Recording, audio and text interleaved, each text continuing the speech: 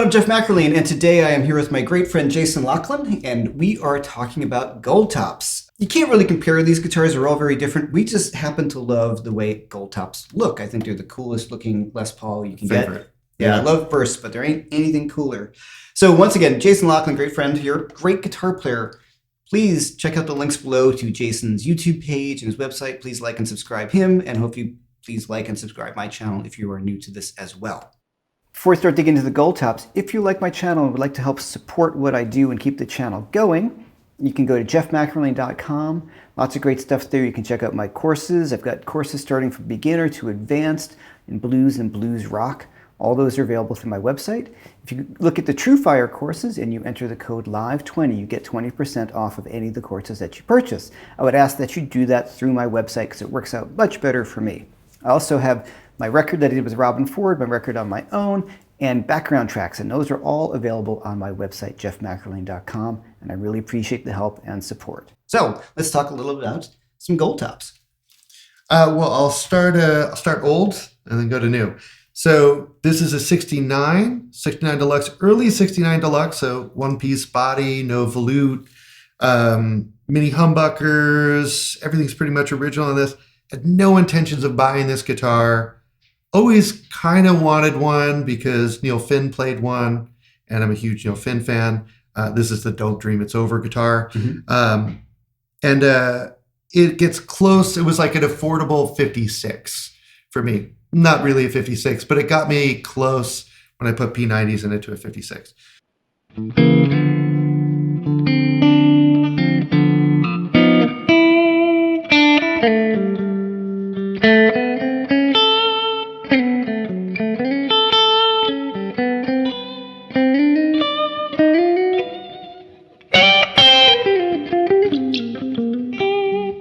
So that's my 69. Over here is an R6, and this is a Wildwood Select R6 from 2019. And I put the Bixby on it over here, and then I put throwback P90s in here. Great. This is a Murphy Lab. I think if you guys know my channel, I did a video you can check out above on dialing in your Les Paul. It's a 2021 Murphy Lab, medium-aged Goldtop, dark back. Really, we talk a bit more about this guitar. I'm really psyched, super happy with this guitar, and we'll talk a little bit more about it.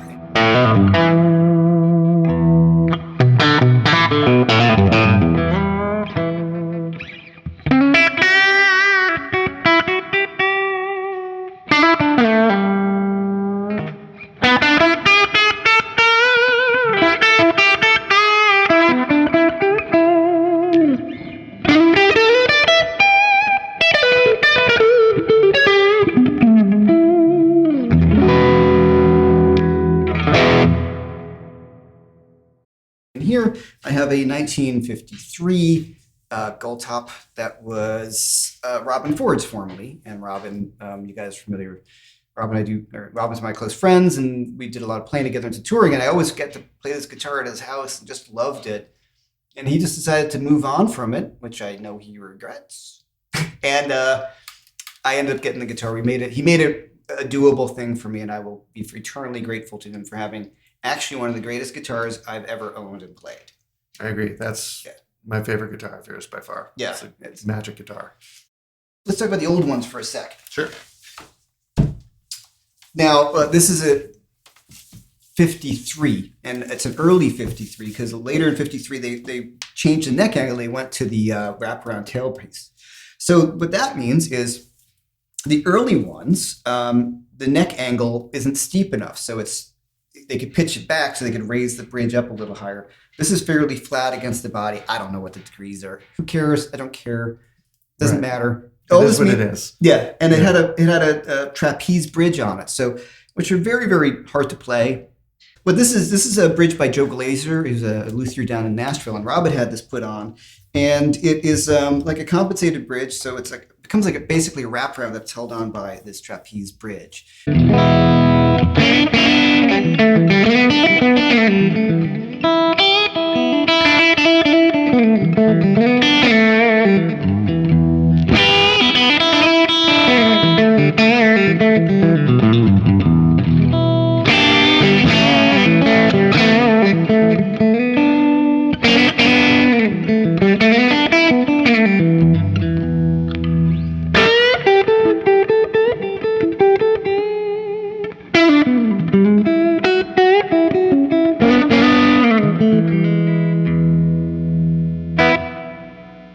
So one thing that we both are really, really, really strongly about is, some people said to me like, oh, you should reset the neck and turn it into a 57, like a conversion. And I'm like,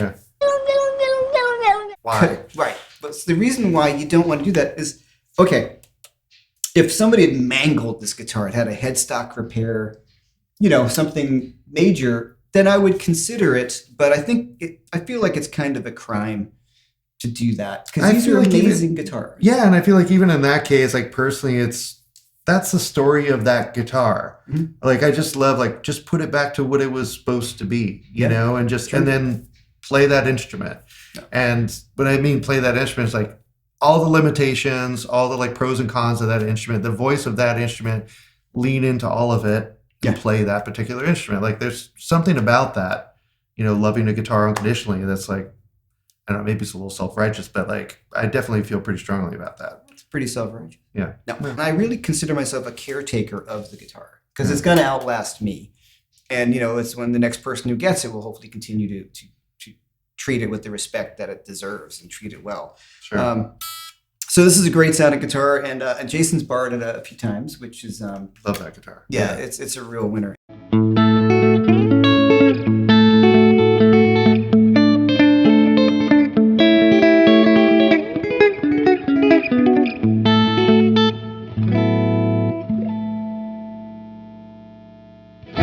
How about yours? Well, early this one, if you're into the Les Paul Deluxes, this is kind of what you would want to aim for. So it's an early one, like the first few months that they were making the Les Paul Deluxes. So you got the one-piece body, three-piece neck, maple top, no volute up here by the headstock. The headstock is obviously bigger than 50s Les Pauls, but it got bigger than this, I think, in the 70s. The customs look huge, especially in the customs. They get pretty cartoonish. The a little weird. headstock angle. And the headstock angle, on both of these, you have 14 degrees on this one that I think they did from 68 to about 2000, as opposed to 17 degrees tilt on that one. And there's the rumors that sounds better, and that creates more sustain, who knows. I'm sure they did this just because of headstock's breaking, probably. And just simple things too. This is what you call the drop logo, the really early ones. Oh, right. The Gibson is a little lower down. My logo's coming off here. Yeah, it's crackled off.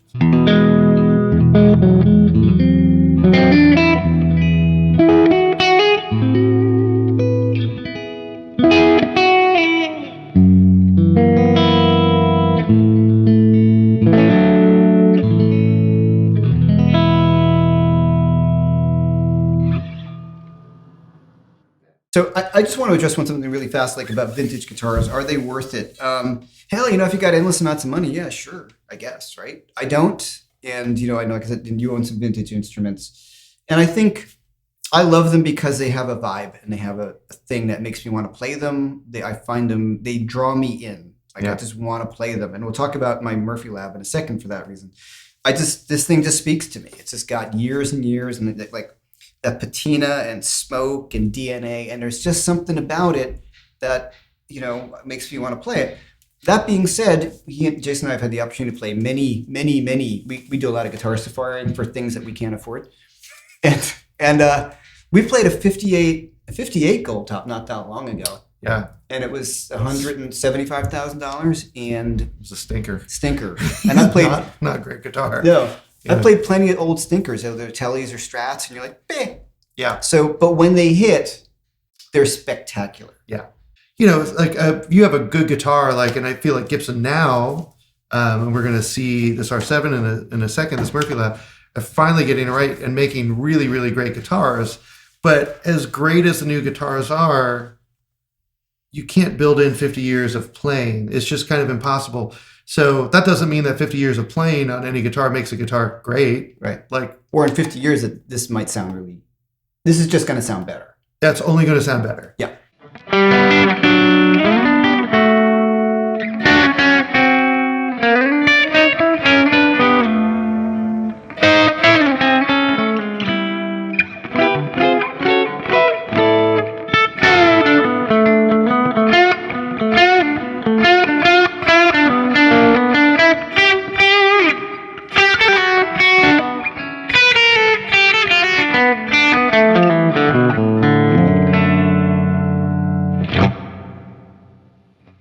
All right, so talk about this for a second. I've had a few custom shop Les Pauls, and they're all great. They make really great guitars, but when the new management took over, they really kind of figured it out, I think.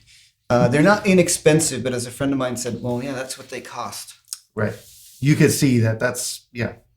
So this is the Murphy. You know where the money went. Yeah, this is a Murphy Lab medium aged. And so let's talk about relics for a second. I don't love relics in the sense of relics can look ridiculous. I think some of the fenders look totally ridiculous. Yeah, silly. Like, and also just like they ever looked at it or like where things actually relic? No. Right. It's just kind of bizarre. Right. And you get like, where up here? Yeah. And you're like, what is somebody playing the guitar like this? Or like when did it get a belt sander on it? So what they did with this was I thought the medium relic was really nice. And I looked at the VOSs, which are the not relic, but there's just something about the vibe of this crack. Like, it does have some of the mojo of this. I mean, you can see the color difference because this is older and the makeup, and this might oxidize over time. This one might oxidize over time or whatever. But when you grab both of these guitars, this guitar, the Murphy Lab, feels very much like the 53. That was the big shocker for me. First of all, the neck carve is not all that dissimilar. Right. But the way the finish is, it feels like an old guitar. Yeah, it's got that glassy. It's like what nitro should be that like Gibson is finally doing right, where it feels like hard glassy nitro. It doesn't feel plasticky. Right. And it has like the glassy look to it. Even when the light hits it, you're like, yeah, that's what an old guitar is supposed to look like. That's what nitro looks like on an old Gibson. Yeah. And to like what you were saying about the relicking, it's not so much to like, for me, like, I don't think it's about trying to fool anyone or like make it look like an old guitar. Sometimes it's just to not make it not as precious. So when you have like this brand new guitar and you're so afraid to like get a ding on it or lean it up against an amp or do whatever, like this just like, it reminds you, it's like, oh, this is a tool. This is for me to play and work and make music on, not this precious little like talisman that I'm supposed to be like, afraid of getting a nick in, And for me, like, it just looks like the guitar I can't afford. Right. You know what I mean? Like a real one of this is going to cost, up to $200,000 at this point, which is just no guitar is worth that. I mean, really, seriously, but you can get, this is really great. It's I think Gibson's making the best stuff they've made since, the golden era. This is the first time I played this was today, and that guitar blew me away. Yeah. So that guitar is amazing. And a few of my friends have been picking them up. They're kind of popular at the moment. I can see why. I mean, super resonant. Are they all going to be good? No. They're guitars. So some of them are going to be much better and more resonant than others. And Robin got one of these, a 58 kind of playing top, and we were comparing A being mine to his, and I think mine's better. But he said the same thing because he's been looking for an old Gibson and he can't really afford a real old. Nobody can. And he's like, but yeah, they finally got the feel right. Yeah. Like it feels enough like an old guitar for me that I will play it.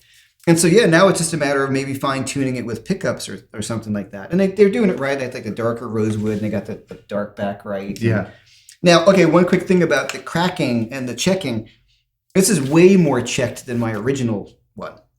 So I think that's where I could tell a difference is having the old one. I can't really see it, but this is very, very checked, and you can feel the checking. And it's also even checking everywhere, which I always kind of have an issue with. Like sometimes that happens on old guitars, but like, for instance, your 53, it's like the checking is really like right up in here where the most like acid from sweat and like heat is going to be. And it's like that's where the majority of the checking is going to be, or around the knobs, not like perfectly even across the whole top. Like, I mean, it still looks really good, but no, I can tell something like, that wasn't you can tell done over time from a person playing it. And my understanding of what they do is they paint them, they have the finish, and they put them in like Historic Makeovers does. They put them in a freezer and they pull them out into a hot room and it cracks the finish. Sure. So to expedite that process, like they I guess they do some sort of magic to expedite the process. It looks good, but this one, that's been natural over time, and it does have a different kind of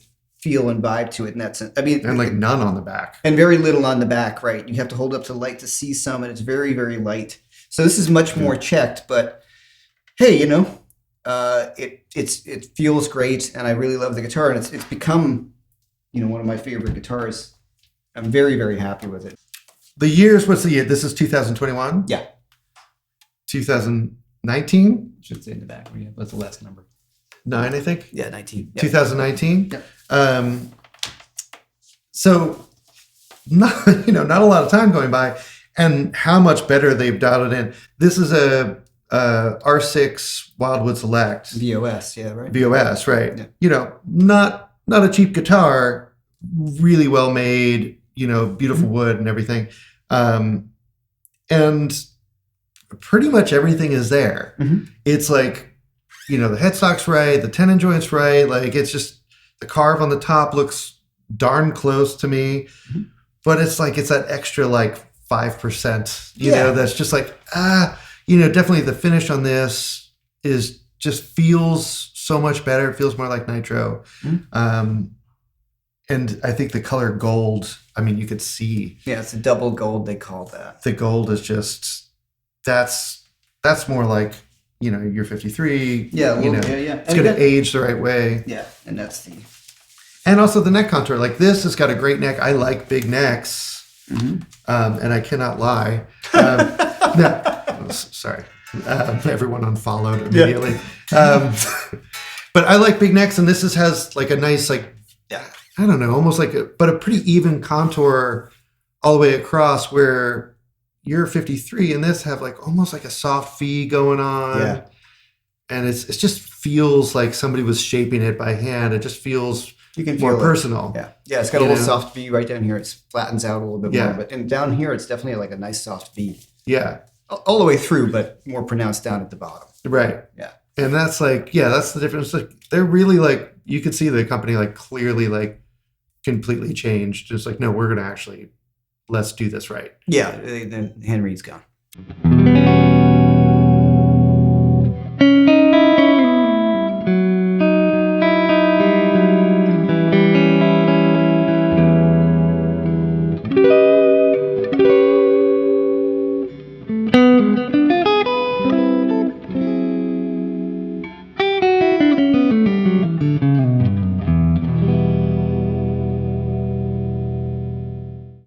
All right, so thanks so much for hanging out. Once again, please like and subscribe my channel if you have not done so already. If you have any of your own opinions about guitars, please write them down in the bottom. And don't forget, guys, I'm not a historian. I just like these guitars. So anything we say, if it's historically inaccurate, whatever. We play guitar, and I enjoy the lore and all that stuff, but I don't worry too much about it. I just want to play the thing. Please like and subscribe Jason Loughlin's page. Jason Loughlin Music is his website, and of course his YouTube page, and links are going to be down below. And until the next time, I'll see you guys later.